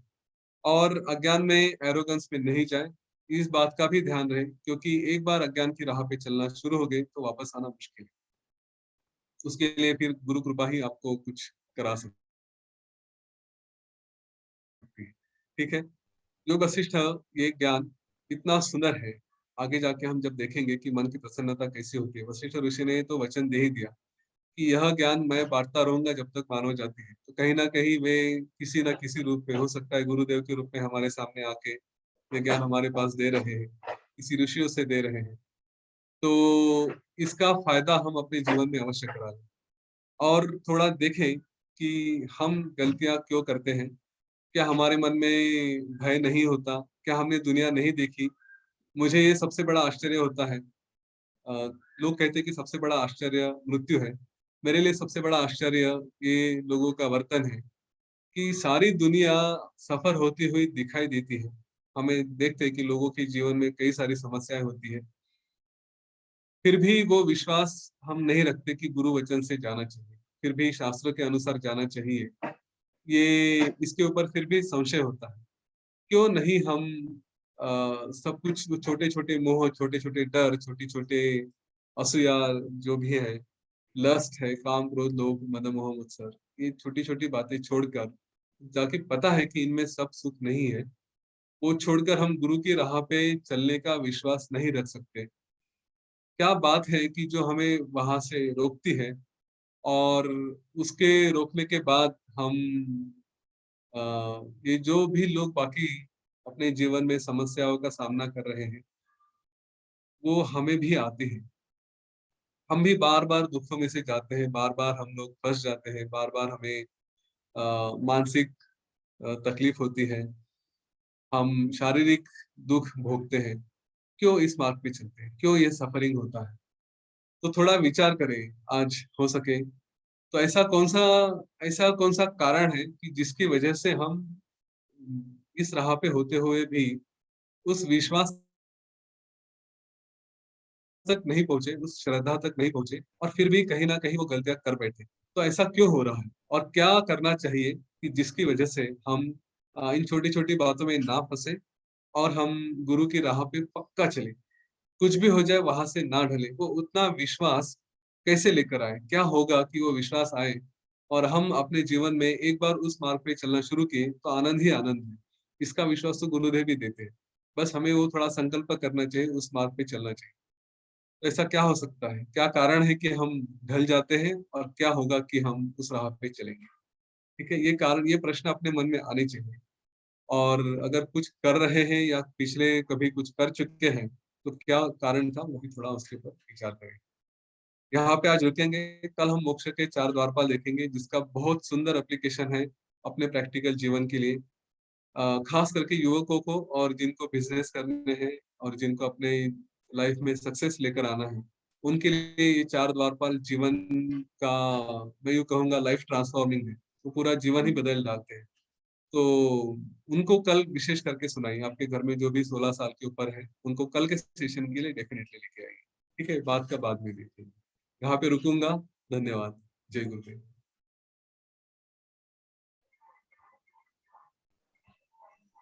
Jay Gurudev Yatin ji, such a nice and wonderful insights about the things. It's really amazing. No, the focus on yourself. No? So in Ashtavakra Gita also, when that Raja comes to a point in his life and he just say, I love only myself, not anyone else. मेरे अलावा कोई दुनिया में कोई है ही नहीं, तो मैं बस सिर्फ और सिर्फ मुझसे अकेले से ही प्यार करता हूँ। एंड रानी के पास जाता है, अक्सर नॉर्मल जिंदगी में जाके देख लो, अपनी बीवी को बोल देता है आई लव ओनली माई सेल्फ, या अपने हस्बैंड को बोल दो, पता नहीं क्या महाभारत रामायण हो जाए। हाँ, लेकिन उनकी पत्नी भी उतने ही लेवल तक पहुंची होती है, बोलते हैं वाह I also love only myself. So बोलते वो स्वार्थी बन जाओ। यहाँ पे स्वार्थी बनना ने वो छोटे छोटे स्वार्थ नहीं चल रही है, इट इज दैट परम ज्ञान की बात चल रही है, परम आत्मज्ञान की बात चल रही है कि I love only myself. मेरा focus is only on myself and that one self is not कि यतीन का सेल्फ अलग है और मेरा सेल्फ अलग है और गुरुदेव का सेल्फ अलग है। नहीं नहीं, वो अलग अलग सेल्फ की बात नहीं चल रही है। There is only one self, कोई और है ही नहीं actually. There is no other self available than this. तो प्रश्न उठता है कि इतना सब कुछ है, इतना सब कुछ सुनते हैं, इतना सब कुछ सफरिंग है जो यतीन ने बार बार बताया आज की, इतना सब कुछ होता है तो फिर भी ये सब कुछ क्यों आता है जिंदगी में, व्हाई दिस सफरिंग कंटिन्यूज। तो मन में प्रश्न उठते, तो यदि आपके मन में ऐसे कुछ प्रश्न है तो जरूर पूछिए। मैं तो 2 प्रश्न यहाँ पे रखता हूँ और देन इसके ऊपर चर्चा करेंगे हम लोग कि what is the outcome of that discussion. So first question, let us take it from our chat. Preeti ji कहती है, what kind of knowledge or understanding is that which comes through a smile but cannot be expressed in words or action. Is it as difficult as expressing the effortlessness through effort? ये प्रश्न है कि ऐसा कौन सा जो knowledge है जो स्माइल के थ्रू अंदर से निकलता है एंड उसको शब्दों में डालना या एक्शन में डालना, मतलब डालते तो है, ऐसा नहीं कि बिल्कुल ही नहीं डालते, कह सकते कि पार्शियली हम लोग उसको एक्सप्रेस कर पाते हैं या पार्शियली उसको एक्शन में डाल पाते हैं, नॉट फुल्ली, पूरी तरह से एक्सप्रेसेबल नहीं होता है। क्या इतना ही डिफिकल्ट है जैसे कि एक्सप्रेस एफर्टलेसनेस को अगर एफर्ट के थ्रू समझाने की कोशिश की जाए, जैसे मौन को शब्दों के जरिए समझाने की कोशिश की जाए। तो इसके ऊपर चर्चा करते हैं। Listen to Yatin ji, what Yatin ji wants to say on this. प्रश्न फिर से बताओ, मुझे समझा नहीं एग्जैक्टली क्या पूछा। ऐसा कौन सा नॉलेज है जो एफर्टलेसली आता है? Is that the question? प्रश्न ये है कि ऐसा कौन सा नॉलेज जो है जो स्माइल के थ्रू आता है, ये पहला प्रश्न है। और दूसरा प्रश्न है कि फिर उसको एक्सप्रेस करने जाते हैं हम लोग अपने शब्दों से या अपने कृति से, तो हम लोग कर नहीं पाते, उसको कर नहीं पाते, उन्हें कर तो पाते थोड़ा थोड़ा, but probably the question is that fully कर नहीं पाते उसको एक्सप्रेस। तो ऐसा क्यों, और इज इट दैट डिफिकल्ट कि जैसे कि एफर्टलेसनेस को हम लोग एफर्ट की तरह समझाने के, विथ एफर्ट समझाने, एफर्टलेसनेस को बताना चाहते हैं बट एफर्ट के थ्रू बताना चाहिए, जैसे मौन को बताना चाहते हैं लेकिन वो बताने के लिए मौन रह के फिर यू कैन एक्सप्लेन ना, बेस्ट पॉसिबिलिटी ऑफ एक्सप्लेनिंग मौन की मौन, शांत हो जाओ, दिस इज व्हाट मौन इज ना। लेकिन आप कोशिश क्या कर रहे हो, मौन को बताने की कोशिश कर रहे हो शब्दों के जरिए, तो कैसे समझ में आएगा सामने को, यह प्रश्न है। ये बहुत सुंदर प्रश्न है और योग वशिष्ठ का सबसे इम्पोर्टेंट पॉइंट ये प्रश्न एड्रेस करता है। शायद मैंने आज बताते बताते रह गया या ऐसे ही चलते चलते रेफरेंस दिया था। इस ज्ञान को श्री राम जी, वशिष्ठ जी बताते, ये जो ज्ञान तुम्हें मिलेगा श्री राम जी, इसका प्रमाण क्या होगा? ये ज्ञान मिला है तो इसका क्या प्रूफ है कि मिल गया करके? हाँ, तो उसका उत्तर है कई सारे ज्ञान का या किसी नॉलेज का प्रमाण होता है ना। हमने शायद ऋषि जी की जो सेशन थे उसके प्रमाण के बारे में देखा कि किसी ने कह दिया, आज मैंने बोला, गुरुदेव ने बताया, वो प्रमाण है हमारे, उसके ऊपर विश्वास है, ठीक है, या ऐसा करना चाहिए वैसा नहीं करना चाहिए, या कुछ हम देखते हैं लोगों के अनुभव से, लोगों ने कहा तो उसके ऊपर हम प्रमाण रखते हैं।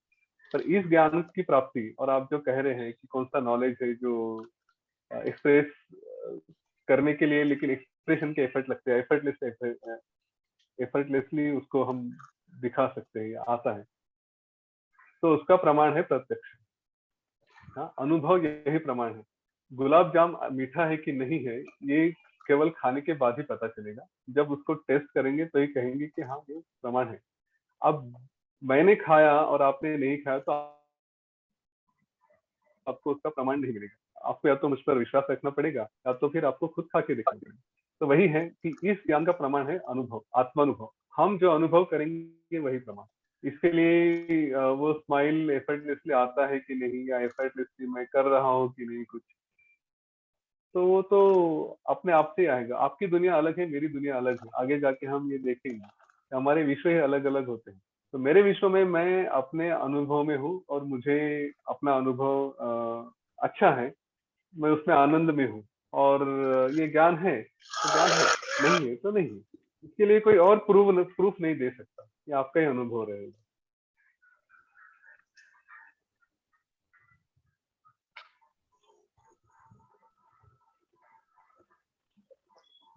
और एक प्रश्न है यतीन यहाँ पे, what is the meaning of मुमुक्ष? आज जो चैप्टर जो हमने शुरुआत किया, कल शुरुआत किया था, तो मुमुक्ष का मीनिंग क्या है?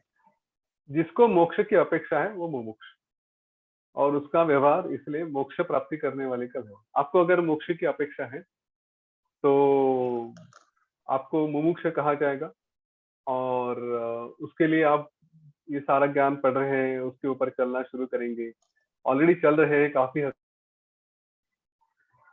तक, लेकिन फिर भी कुछ थोड़े थोड़े मन में संशय रहते हैं, उसको क्लियर करेंगे तो उसको जो व्यवहार रहेगा वो मुमुक्ष व्यवहार है। धन्यवाद। आज बार बार बात निकली है गुरु वचनों की, और गुरु हमें क्या बताते हैं, गुरु हमें क्या समझाते हैं। तो एक गुरुदेव का वीडियो देख लेते एंड देन प्रश्नोत्तर को हम लोग आगे जारी रखेंगे।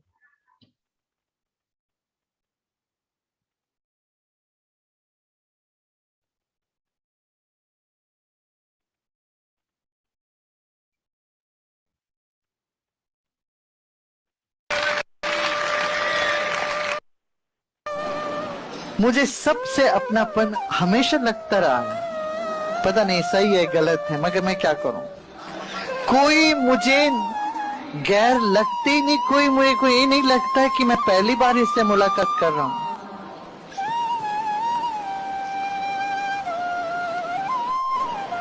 हम लोग यहाँ आए कई बार, मैं तो मुस्कुराता ही रहा हूं, तुम रोए हंसे डाव डाला करते रहे हो, मगर अब ये बार मौका नहीं चूकना, इस बार मुस्कुराते रहना। तो मेरे लिए हर एक व्यक्ति मेरा पुराना प्रेम है, मेरा पुराना रिश्ता है, प्रीत पुरानी मेरी तेरी, कोई नई बात नहीं है। कितने बार हम लोग आए इस दुनिया में, मुझे कुछ कुछ पता है, शायद तुम लोग भूल गए। मैं ये नहीं कहूंगा मुझे सब पता है, मुझे मगर कुछ कुछ पता है जो तुम शायद नहीं जानते हो। इस तरह का एक संकल्प लेके प्रसन्न होके घर जाओगे क्या? मैं उसका हूं जिसका पूरी दुनिया है, इसलिए मुझे कोई कमी नहीं है। देर भले हो कोई अंधेरा नहीं है। और तुम यदि साधना करोगे, थोड़ी थोड़ी सत्संग में तुम भाग लेते रहोगे, मैं तुमको प्रॉमिस करूंगा तुम्हें जीवन में किसी चीज की कमी नहीं आएगी।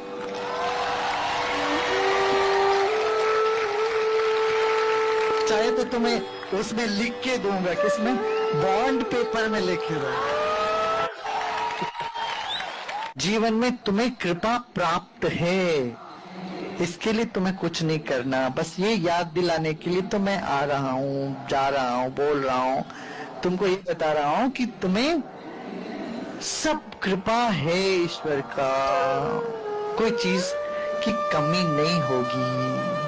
इस भरोसे से तुम आगे बढ़ो और प्रीत पुरानी मेरी तेरी, मगर अब ये बार मौका नहीं चूकना।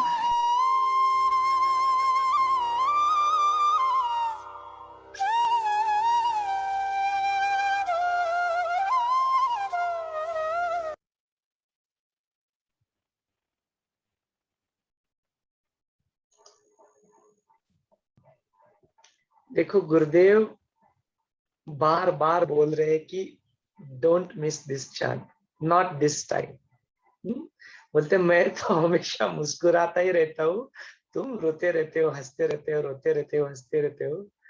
मैं भी यहाँ पे कई बार आया हूँ और तुम भी यहाँ पे कई बार आए हो, तुम तो भूल चुकी हो, लेकिन मुझे थोड़ा थोड़ा पता है। बोलते ऐसा नहीं कि मुझे सब कुछ जानना है, लेकिन मुझे थोड़ा थोड़ा पता है। देखो कितना हम्बलनेस है ना, even in that there is not even iota of ego is there. बोलते मुझे थोड़ा थोड़ा पता है, मैं सब कुछ तो नहीं जानता हूँ, बट मुझे जो कुछ भी पता है थोड़ा थोड़ा मैं बता रहा हूँ कि इस बार तो मुक्त हो ही जाओ, इस बार थोड़ा मुस्कुरा ही लो।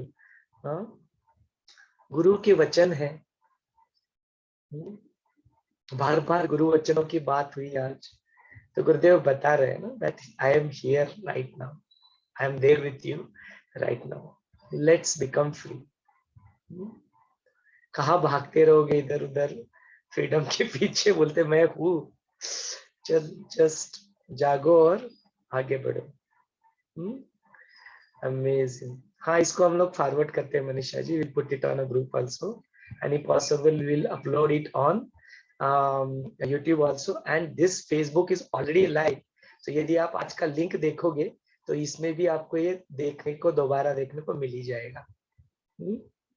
With that note, again we'd like to open the session for any questions and if you want to share आज के जो विषय था उसके बारे में यदि आप कुछ पूछना चाहते हैं, बताना चाहते हैं तो you are welcome to do so. But while doing so, please remember जो यतीन जी ने हमें आज याद दिलाया, अपने प्रश्न कैसे होने चाहिए। प्रश्न सीकिंग की स्पेस से आने चाहिए, ना कि हमें कुछ जताने के लिए। तो यू आर वेलकम। आप में से जो भी बात करना चाहते हैं, we would like to hear you and हम आपके प्रश्न जरूर सुनना चाहेंगे। गुरुजी का मैसेज बहुत इमोशनल है, but happy emotion, I am in tears of Joy. ये तो होना ही है ऋतु जी, तो वो तो आता ही है। तो ये बहुत बहुत भाग्यशाली क्षण जो होते हैं जब अपने आंखों से ग्रैटिट्यूड के आंसू बहते हैं। बहुत ही भाग्यशाली क्षण ये होते हैं जब वो कृतज्ञता हम लोग व्यक्त कर पाते हैं और अपने वो आंखों से ग्रैटिट्यूड का आंसू निकल आते हैं। हाँ, ये it's already recorded, I am saying telling you, Facebook link is already there live and जो ग्रुप में ऐड करने की जो बात निकली है, तो हम लोग यहाँ पे वो फेसबुक पे जब जाओगे ना आप लिंक, तो उसके डिस्क्रिप्शन में सारी इंफॉर्मेशन वहां पे दी गई है। लेकिन हम लोग फिर से एक बार यहाँ पे सबकी जानकारी के लिए सारे डिटेल्स फिर से डाल देते हैं ताकि आपको हैंडी ये अवेलेबल रहे। तब तक if you have any questions you can put it in a chat. I am just putting all the information और here one more time.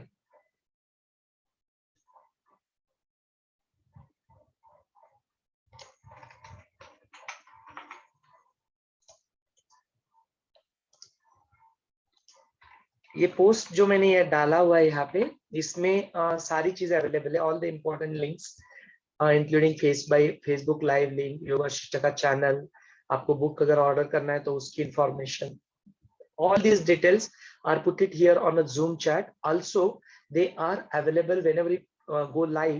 In the description of that, all this information is available. Yeah, आप अपने आप को you can raise your hand so that we can spotlight you, unmute yourself, and you will be able to ask your questions. I have filled up the order for book by filling up the form. When will I get it? Yatin ji, would you like to say something about it? Sachin ji is asking कि उन्होंने form भर दिया है लेकिन book कब तक मिल जाएगा। So we are in a lockdown right now and Yatin ji still doing that research कि which book are good in other languages. Marathi का तो हमने बोल दिया है, this is the book that we are referring, Suman Mahadevkar इनका बुक है ये, इसको हम लोग एज अ रेफरेंस पॉइंट हम लोग यूज कर रहे हैं। हिंदी एंड इंग्लिश में जो बुक्स अवेलेबल है वो या तो बहुत संक्षिप्त है या तो बहुत वास्ट है। तो कौन सा बुक एक्चुअली रिकमेंड करना चाहिए, कौन सा बुक खरीद के आपको भेजना चाहिए, इसके ऊपर थोड़ा रिसर्च और जारी है। Yatin ji, would you like to say something about it? हाँ, ये हिंदी और इंग्लिश के ऑनलाइन ही बुक्स अच्छी है अभी तो, क्योंकि एक जो स्वामी वेंकटेशानंद की बुक है यहाँ पे आप उसको देख सकते हैं। तो यह बुक बहुत छोटी है और लैंग्वेज थोड़ी कॉम्प्लेक्स है। मराठी बुक तो आपको दिखा दी, हिंदी में भी जो है ये काफी बड़ी है, एग्जॉस्टिव है ये पूरी, मतलब एक ही बुक नहीं है, ऐसे 3 बुक है। यहाँ पे देखिए वॉल्यूम 1 लिखा है, वॉल्यूम 2, वॉल्यूम 3, 3 वॉल्यूम है। और ये पूरी अगर आप सचमुच उतना इंटरेस्टेड है तो पूरा का पूरा योग वशिष्ठ है इसमें, क्योंकि हर श्लोक और उसका ट्रांसलेशन, हाँ उसका भाषांतर यहाँ पे किया गया है। 72,000 श्लोक है, 32,000 श्लोक है, तो एक श्लोक उसका भाषांतर, दूसरा श्लोक, ऐसा करते करके पूरा योग वशिष्ठ उसमें आता है। आप वो चाहे तो वो खरीद सकते हैं। यहाँ से किसी और भेजना थोड़ा मुश्किल है क्योंकि बुक का खुद का वजन ही काफी है। ऐसे 3 बुक्स लिए तो उनका ट्रांसपोर्ट का खर्चा, उसकी कॉस्ट ही ज्यादा हो जाएगा, तो कुरियर का खर्चा। बुक की कॉस्ट ही करीब 2,500 रुपए है 3 बुक्स मिला के वो। तो हाँ, ऑनलाइन शायद ऑर्डर हो सकता है, अगर आपको इंटरेस्ट है तो वो देखा जाएगा।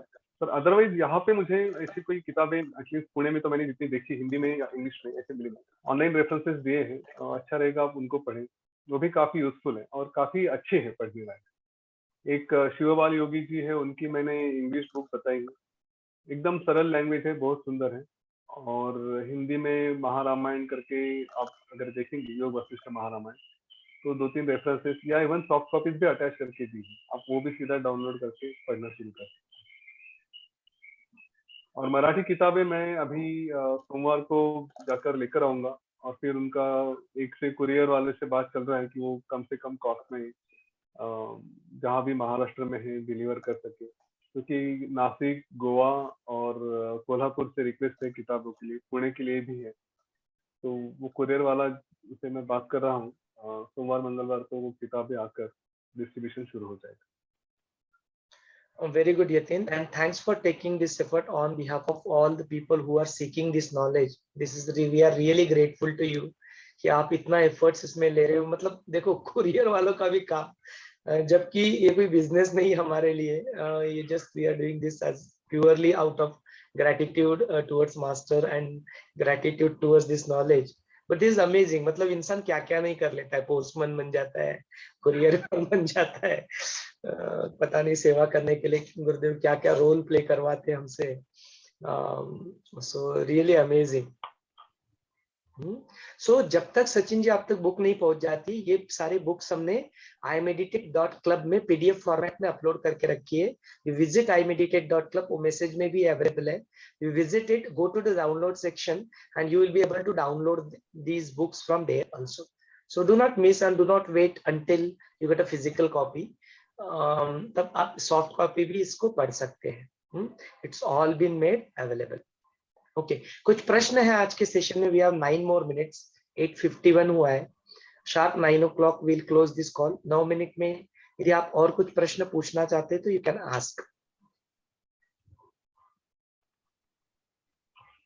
जब तक अगला प्रश्न पूछा जाता है, मैं एक इंसिडेंट शेयर करना चाहता हूँ। अपने ही पार्टिसिपेंट है जिन्होंने मुझे कल कॉल किया था कि जीवन में देखो दुख कैसे होते हैं और कुछ चीजों का कैसे अपने हाथ में कुछ कंट्रोल नहीं होता है। Obviously I will not be taking any name, हमें बहुत सारे ऐसे कॉल आते हैं और हम लोग किसी का नाम नहीं लेते। हमारा पर्पस ये है कि देखो परिस्थिति को समझे और देखते हैं कि फिर योग वशिष्ठ का ज्ञान इसके बारे में क्या कहता है। तो the situation is like this. ऐसे बहुत सारे सिचुएशंस अपने इसमें आते हैं, we deal with it as an Art of Living teacher, we also act like a counsellor. हम लोग सुनते हैं चीजें, एटलीस्ट हमारा ईयर तो अवेलेबल होता ही है लोगों के लिए कि आप आए हमारे पास बताए। गुरुदेव तो हमेशा बोलती है कि आपके सारे बॉडरेशन हमें दे दो, आप चिंता मुक्त हो जाओ। तो ऐसे ही अपने व्यक्ति ने मुझे कॉल किया and situation there is like this कि उनकी डॉटर का शादी हो चुका है। It's already almost 2 years and the husband doesn't seems to cooperate, not even keeping contact with her. जो बेसिक आवश्यकताएं होती है वो भी प्राप्त नहीं होती। एंड पौने 2 साल तक तो उन्होंने बताया नहीं अपने माँ बाप को, बिकॉज वो दुख में जाएंगे, वो इसके बारे में क्या सोचेंगे। लेकिन अभी वो सहन शक्ति के परे चला गया है चीजें, एंड देन उन्होंने फिर अपने मम्मी पापा के साथ इसको साझा किया। और अभी मम्मी पूरा ये है, they are all our devotees, गुरु के ऊपर पूरी श्रद्धा है और बोलते हैं कि हम लोग सब कुछ कर रहे हैं अपने जीवन में, उसके बावजूद भी ये दुख क्यों, ये प्रश्न मन में उठता है। एंड ऑब्वियसली फिर ऐसी परिस्थिति, उसके बाद में भी उन्होंने अपना साधना नहीं छोड़ा। They are very regular in sadhana, they are attending और योग वशिष्ठा सेशंस आल्सो। तो मन में ये प्रश्न उठता है कि ऐसा सब कुछ होता है तो फिर ऐसे जीवन में क्यों आता है। इसकी बात भी हुई, चर्चा भी हुई, यतीन जी ने इसके ऊपर टच बेस भी किया। लेकिन जरूर और कुछ चीजें हम लोग इसके ऊपर अगर बात करते हैं तो थोड़ा सा सोलेस, गुरुदेव ने तो ऑल बोल ही दिया, गुरुदेव के वचन भी हमने इसके ऊपर सुन लिए कि ऐसा है ना। तो लेट अस सी योग वशिष्ठ का इंसाइट्स ऐसे सिचुएशन में। अच्छा, ये कोई एक व्यक्ति की परिस्थिति की बात नहीं है, यतीन जी ने बताया कई सारे लोग आपको मिल जाएंगे कि जो अटके हुए हैं इस सब में, और दे आर सफरिंग, और उन्होंने इसके बारे में आश्चर्य भी व्यक्त किया। तो मेरे लिए तो सबसे बड़ा ये आश्चर्य कि इतना दुख भोगते हैं, जबकि बुद्धा ने सिर्फ 4 ही दुख देखे, उन्होंने भोगे भी नहीं।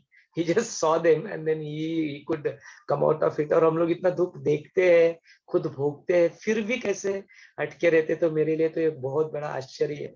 Not even the death। Yatin ji, what would you say in such situation?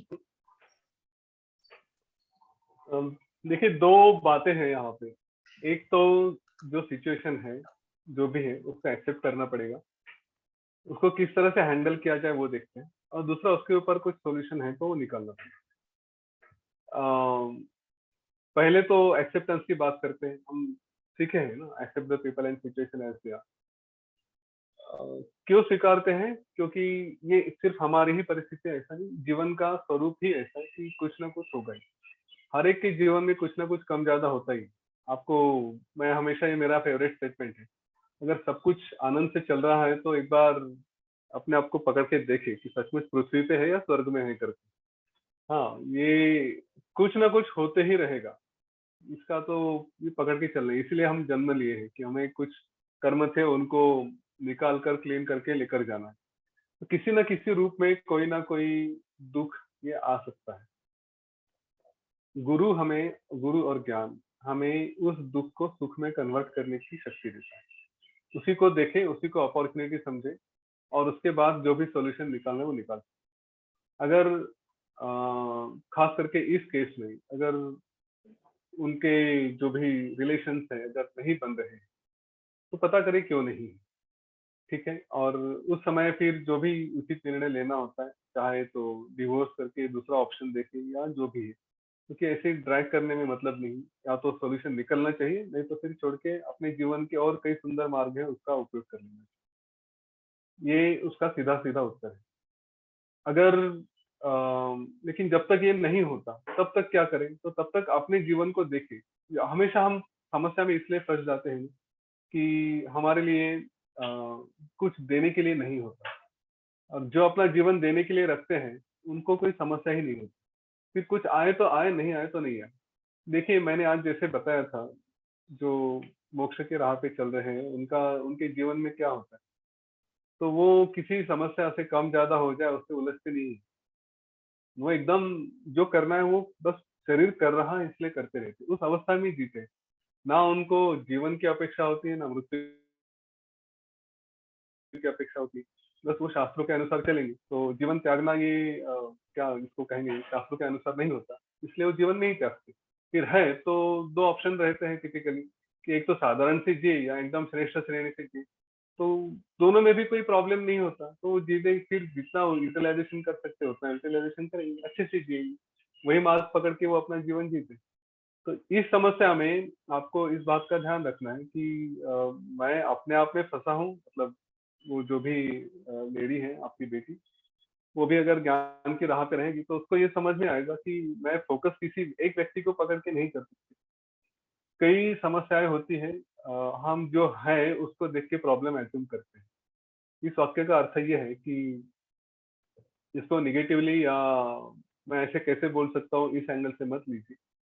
लेकिन हमने देखा है कि किसी की शादी होते ही तुरंत दूसरे दिन, तीसरे दिन, महीने में, साल में उसका पति या पत्नी चले जाते, उनका अस्तित्व ही नहीं रहता। फिर भी वो अपना जीवन बिताते हैं, कुछ दिन दुख में रहेंगे, फिर अपने मार्ग पे चलने लगते। जब ज्ञान साथ में होगा ना, तो वो बचा कुचा जीवन भी एकदम आनंद से और अपना जीवन चंदन के जैसा बिताते हो, दूसरों को सुख देंगे, दूसरे का ही आनंद देने में बिता बिता देते। थोड़ा गौर से सोचेंगे ना, एक बार इस पे आज जरूर विचार करिए कि सच में क्या फर्क पड़ता है कोई सिचुएशन। कितनी परिस्थितियां ऐसी होती हैं कि हम उसको सच में महत्व दें। मेरे विचार से तो ऐसी एक भी परिस्थिति नहीं है कि जिसमें हम किसी चीज को महत्व दें, चाहे वो मानसिक हो चाहे शारीरिक हो। क्योंकि हम जिस जितने समय के लिए इस धरती पे है, हम समझ रहे हैं कि हम हैं, कुछ कर रहे हैं, कुछ कर रहे हैं, कुछ कर रहे हैं, और हम छोटी छोटी चीजों में फंसते जाते हैं। थोड़ा हटके देखे ना, तो कुछ भी फर्क नहीं पड़ता, कुछ भी हो जाए कोई फर्क नहीं पड़ता। ये हम किस तरह से देखते हैं उसके ऊपर है। इसलिए बार बार कहूंगा, अगर बाहर की तरफ देखेंगे तो फंसेंगे, अंदर की तरफ देखेंगे तो आपका हर क्षण आनंदमय होता है। वो स्वरूप ही हमारा सच्चिदानंद है ना। हमेशा आनंद के ही रूप में रहेंगे। तो इनको भी बताइए कि प्रैक्टिकली प्रॉब्लम देखिए क्या है, काउंसलर के पास जाना है, डॉक्टर के पास जाना है, जो है सॉल्व करें। नहीं बनता है तो एक हार्ड हेडेड डिसीजन लेना चाहिए कि आपको ये छोड़ के आगे की जीवन हो सकता है। प्रॉब्लम है, एक कमिटमेंट की तरफ से देखना है तो कमिटमेंट की तरफ से भी देखें।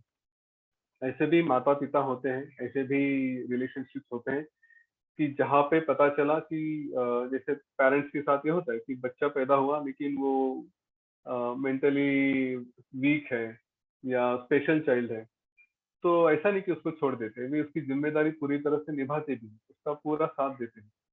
तो जीवन में कुछ घटनाएं जहाँ पे आपको फंसाया गया है, चीटिंग की गई है, तो उसके साथ में वो इंटेंशन के साथ नहीं रहना चाहिए। कोई एक्सीडेंट हो गया है तो जिम्मेदारी लेनी चाहिए। वही होता है, हमने देखा है पति पत्नी का रिलेशन है, कुछ दिनों बाद एक अपाहिज हो जाता है, कुछ हो जाता है, तो उसको छोड़ देना ये उचित बात नहीं, उसकी जिम्मेदारी लेके उसके साथ कमिटेडली आगे बढ़ना है।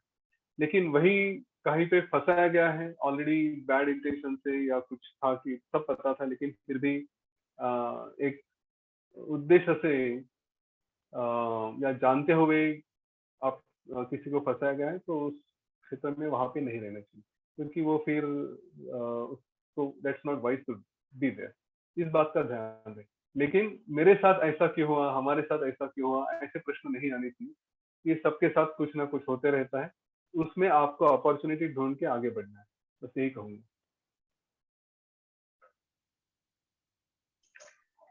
Thanks Sithin, thanks for sharing the insights about it. अभी काउंसलर के पास जाए, डॉक्टर के पास जाए, both of them are doctor only. They are already doctor. One is surgeon and one is. So देखो परिस्थिति आ जाती है। So मैंने ऐसे कई केसेस देखे हैं कि husband and wife they are married and then someone get into this thing. Oh, especially it happens with Brahma Kumaris, may they get detached with all these other things, and then मेरे काफी close लोग हैं कि they are not allowed their husband to touch their body despite they are married, and despite of that the husband has accepted it. He said no, that's fine, this is my life, my wife is walking on some path and I'm okay with it. So देखो वो acceptance में ही फिर and they are living happily, हाँ, दोनों support करते हैं, they are doing everything else in our life, they are doing business, उनका सब कुछ है। Only thing that they doesn't have kid because of this understanding of life. So but they are happy, they are happy. So ये होता है। तो ये दुख जो है ना, ये समझ सकते हैं, मतलब ऐसा नहीं कि जब यतीन जी ये सब बता रहे हैं या मैं कुछ बोल रहा हूँ तो हम लोग वो दुख को महसूस नहीं कर पा रहे हैं ना। We are able to see that, but idea is that कि हाँ, एक जो चीज है कि जो परिस्थिति है, मतलब इवन द डिवोर्स का भी बात चल रहा था कि कोई और सुटेबल कैंडिडेट है, उसकी भी बात हुई थी। तो देखो बेसिकली आइडिया इज दैट कि साइकिल जो है ना, एक साइकिल है, वो साइकिल को हमें चलाना है। तो साइकिल चलाने को हो नहीं रहा है, या परिस्थिति साइकिल चलाने के लिए अनुकूल नहीं है, तो साइकिल चेंज करने से कुछ नहीं होगा। दूसरी साइकिल लाओगे तब भी वही परिस्थिति रहेगी, तीसरी साइकिल लाओगे तब भी परिस्थिति वही रहेगी। और ये अपने मन में ये होता है कि साइकिल बदल देने से कुछ ये हो जाएगा, परिस्थिति में रहेगी। तो सृष्टि के उत्पन्न जो था ना, यदि आपके मन में कुछ ये होता है ना कि मैं सृष्टि को बदल डालूंगा, मैं सारी सृष्टि की निगेटिविटी को खत्म कर डालूंगा, कभी नहीं हुआ ऐसा। It has always been like this. तुम रामायण ले लो, महाभारत ले लो, कोई त्रेता युग ले लो, सतयुग ले लो, कुछ भी ले लो, अपोजिट वैल्यूज रहने ही है, दिन और रात रहने ही है, ज्ञान और अज्ञान रहना ही है। It will always be there, ये रहेगा ही। तो कीचड़ में रहते हुए भी वो कमल के भांति, आप अगर कमल के भांति ऊपर उठना सीख लो ना, बस वही है। योग वशिष्ठ अपने को वही बताएगा, गुरु वचन हमें वही बताएंगे कि कीचड़ रहेगा, कीचड़ आपके लोग को डालते रहेंगे, kichad will be there, you will be surrounded with the kichad, but spite of that untouched, एक कमल के भांति, एक लोटस के भांति आप ऊपर उठ पाओ ना, तो नथिंग लाइक दैट। थोड़ा प्रयत्न भी लगेगा, पुरुषार्थ भी लगेगा, ज्ञान भी लगेगा, भक्ति भी लगेगी, श्रद्धा भी लगेगी। जो सूत्र अप्लाई होता है ना, बहुत सूत्र दिए हुए, उसको अप्लाई करो और मुस्कुराते रहो। जय गुरुदेव। It's already 9:03। एक बुक का नाम पूछा था, तो मैंने बुक का नाम ऑलरेडी डाल दिया है, द सुप्रीम योगा, जो नितिन जी ने भी बताया, new translation of Yoga Vashishtha book by Venkatesananda Saraswati. Can just show it one more time Nitin. This is the book the supreme yoga. और दिख नहीं रहा, you have to unmute and वो स्विच नहीं होता है एक्चुअली, मतलब यूट्यूब तो कवर कर लेगा, यू हैव टू स्पीक। हाँ, द सुप्रीम योगा बाय स्वामी वेंकटेशानंद, यहाँ पे उनका नाम भी दिया है। हाँ, ये इंग्लिश है। Yeah, so this is the book that one of our audience was asking. So this is the book, this is the author name. आप इसको ऑर्डर भी कर सकते हैं इजीली, ये लोग अमेजॉन, फ्लिपकार्ट या वन आर्ट ऑफ लिविंग अपने वेबसाइट पे भी देख लो, इजीली अवेलेबल हो जाएगा। गुरुदेव अक्सर कमेंट करते हैं, तो आप इसको पढ़िए, संक्षिप्त है। डिटेल में जाना है तो यतीन जी ने ऑलरेडी 2 ऑप्शंस ऑलरेडी बता दिए। हाँ, विद दैट नोट आज का सेशन के लिए हम लोग यहीं पे स्वल्प विराम लेते हैं, पुनः कल मिलने के लिए। जय गुरुदेव।